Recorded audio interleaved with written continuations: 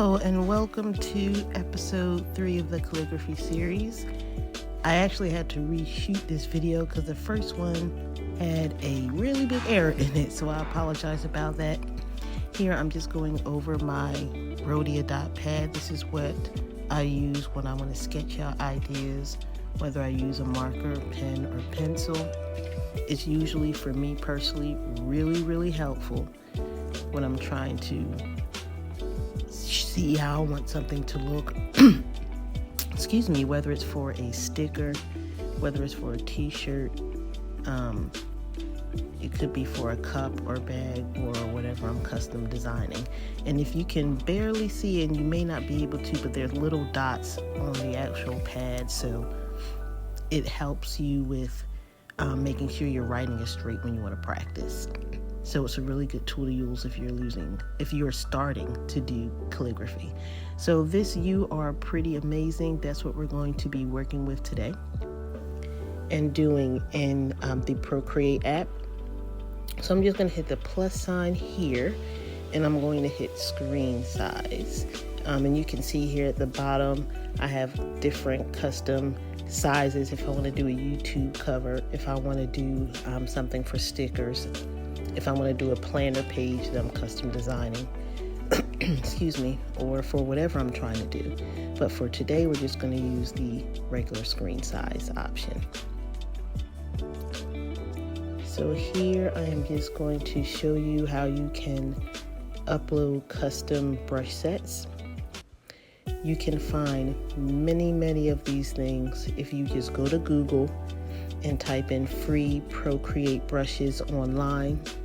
There are vast amounts of resources that you can use along with this program, which is really good. So again, just go to Google, type in Procreate, free Procreate brushes, and you'll find them there. But even if you don't do that, Procreate itself comes with loads and loads upon loads of brushes that are already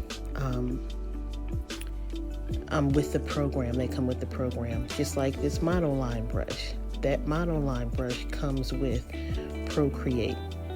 And what I have noticed is with their last update, they actually added more.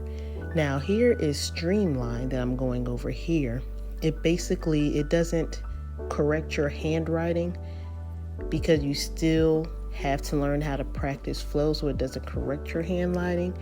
It does, however, I'm trying to find the best way to explain it honestly. It does, however, straighten your line work so it can duplicate what you can do by hand.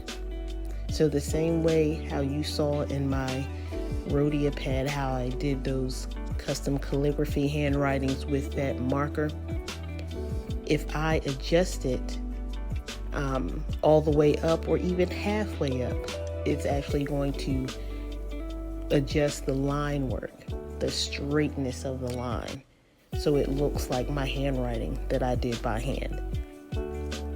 You can also adjust the thickness of a line by moving that option up and down. I lost some footage, so it had a weird cutout, but that's what I was doing on the left hand side, was adjusting the thickness of the line. So you can do that in there as well.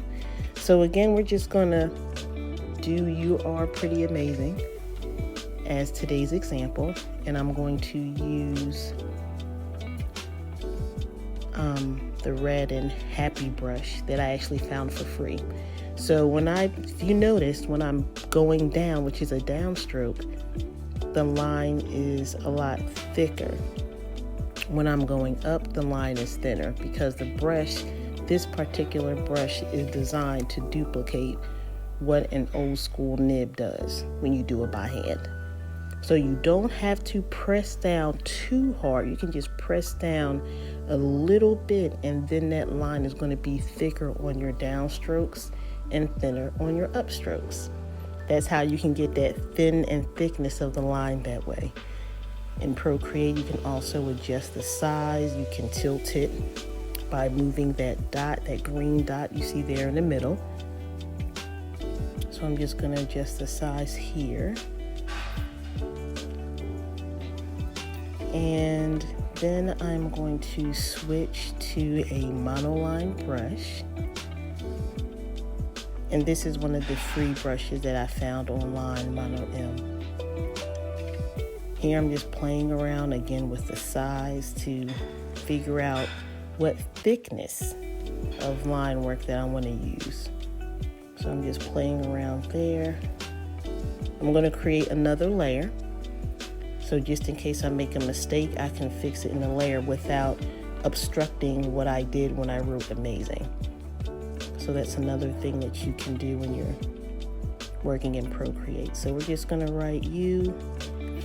And again, for this example, I'm not going to do any of my fixes, and we're just going to go through You Are Amazing just so you can see how the adjustments and things work in Procreate. So we're going to work with that here. And sometimes I like to put embellishments on basic letters when I do them in Procreate, just to make them more fancy. That is not always necessary. When you're working in Procreate, you do what is most comfortable for you. Always learn basic techniques. You can practice on paper and pen. I say that all the time, but when you get used to it, you create what you want to create. Here, again, going just to adjust, and this is also another good thing when you're working with different layers. So when you're creating something on another layer, you can adjust the size, fix anything, shade it, color it so it doesn't obstruct what you did in the other layer. You can merge them or unmerge them, just like you saw me do there as well. So now we are going to create another layer, and we're moving that to the bottom so we can kind of play around with a watercolor stamp and make a simple background. Now when you create another layer and you move it to the bottom, that's just so it doesn't cover up what you did on the other two layers, because if that layer is at the top, you won't see what you did underneath it. So you actually have to move it the same way I moved it underneath. So now I am adjusting the size. I'm just kind of playing with the background layer, moving it around, trying to figure out how I want it to be placed.